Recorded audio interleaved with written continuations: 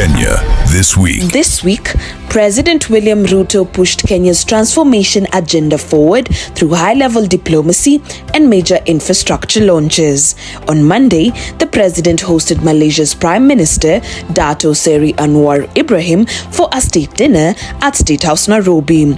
Reflecting on Malaysia's rise from an agricultural economy to a global success story, the president reaffirmed Kenya's 5 trillion Kenyan shillings plan to invest in our people, expanding large-scale irrigation, modern roads and energy systems, and opening new opportunities to lift citizens out of poverty. Kenya and Malaysia agreed to eliminate tariffs on Kenyan agricultural produce and beef, expand training for Kenyan youth in technological fields, strengthen trade ties between our chambers of commerce, and deepen city cooperation between Nairobi and Kuala Lumpur. The two countries also signed a bilateral air services agreement and a tourism MOU, milestones in 60 years of friendship. Later, the president flew to Luanda, Angola for the 7th African Union-European Union Summit and the AU Institutional Reform Meeting. While in Luanda, he held a series of bilateral talks on the sidelines of the summit. With France's President Emmanuel Macron, he discussed the African-France Summit in Nairobi in May 2026 and welcomed support for UN Security Council reform.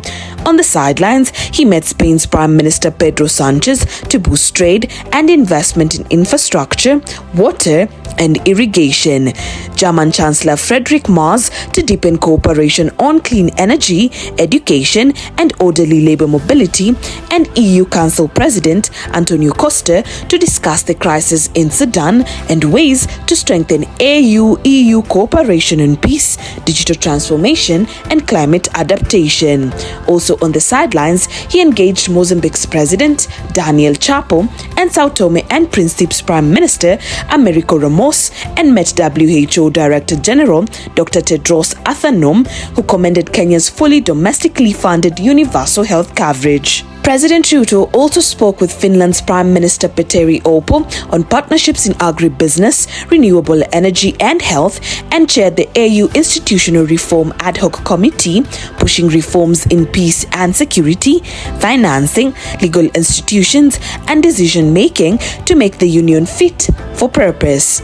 On Thursday, at Kasarani, the president joined the Joyful Women organization for its 16th anniversary, reiterating the government's commitment to women's empowerment through finance and enterprise support. He later hosted the China Exim Bank delegation to discuss Kenya's roadmap to first world status, expanding power generation to 10,000 megawatts, building 50 mega dams, delivering 20,000 kilometers of roads, upgrading airports and ports, and extending the standard gauge railway to the Ugandan border.